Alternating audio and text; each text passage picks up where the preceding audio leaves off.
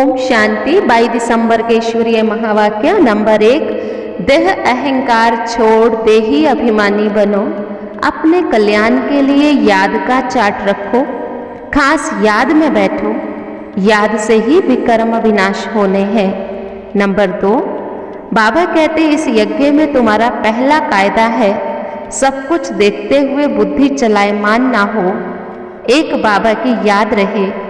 अपनी परीक्षा लेनी है कि मेरी वृत्ति कहीं देखने से खराब तो नहीं होती। तुम्हें हाथ से काम करते दिल से बाबा को याद करना है। इसमें आंखें बंद करने की तो कोई बात ही नहीं होती है। नंबर 3।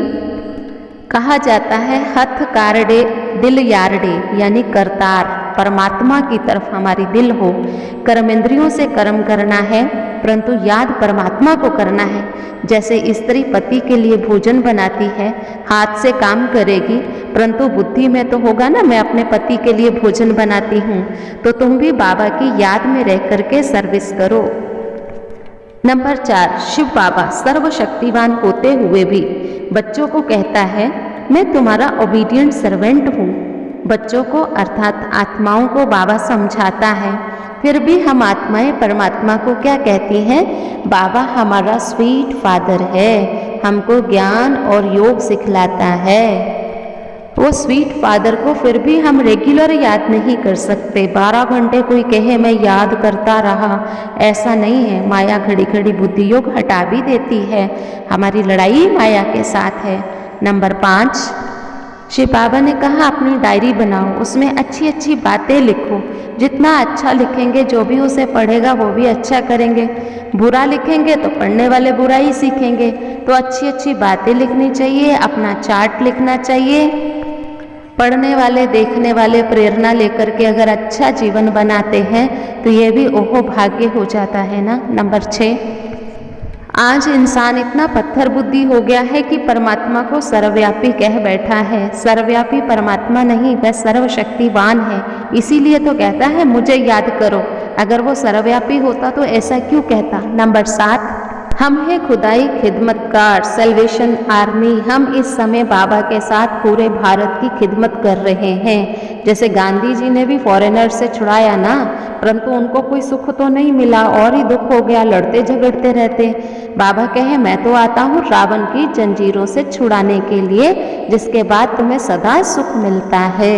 नंबर 8। ये भारत है। बाबा ने कहा यहाँ भक्ति बहुत होती है, यहाँ भूल भुलैया का खेल है। भक्ति में कितना माथा मारते हैं परंतु बाप और वर्षे को तो जानते तक नहीं है। दान पुण्य यज्ञ तप माथा टेकते रहते। रास्ता बताने वाला तो केवल एक बाप है और तो कोई रास्ता बता नहीं सकता।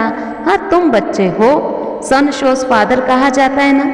जैसे बाबा ने हमें शो किया है तो हमें भी बाबा का परिचय सब आत्माओं को देना है। नंबर 9। इस समय हम सब नरकवासी हैं, बाबा का बनकर के स्वर्गवासी बनने का पुरुषार्थ कर रहे हैं। इसलिए शिव बाबा की श्रीमत पर पूरा चलना पड़े। शिव बाबा का तो मकान आदि रहने के लिए चाहिए नहीं, वो तो निराकार ज्योति बिंदु है। ये जो मकान आदि बने ये भी तुम्हारे लिए ही बनते हैं। तुम सब कुछ करो लेकिन ट्रस्टी होकर के करो, ट्रस्टी होकर के संभालो। बाबा का दिया हुआ है और हम संभाल कर रहे हैं। नंबर 10। शिव बाबा ने ब्रह्मा तन में आकर के जो भी बनवाया सब बच्चों के लिए ही है। शिव बाबा कहे बच्चे मैं तो निष्काम सेवाधारी हूँ, मनुष्य कोई निष्काम हो नहीं सकता है। सब बाबा बच्चों के लिए ही तो करता है, जो कुछ बनता सो बच्चों के लिए। ऐसे नहीं कि तुमको भी यहाँ आके ही बैठ जाना है, नहीं, तुमको घर में रह करके सेवा करनी है। आत्मा गोल्डन एज बन जाएगी तभी अपने घर में जाएंगे। मम्मा बाबा माफिक इज्जत से पास होकर के जाना है। अच्छा, आज का वरदान। संपर्क संबंध में आते सदा संतुष्ट रहने और संतुष्ट करने वाले गुप्त पुरुषार्थी भव।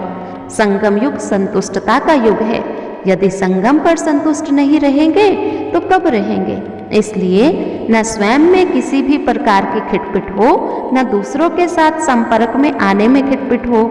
माला बनती ही तब है जब दाना दाने के संपर्क में आता है।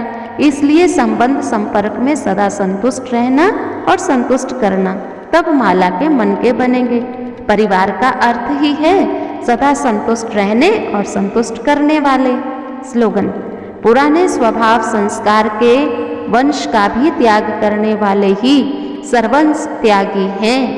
मैं गुप्त पुरुषार्थी हूँ।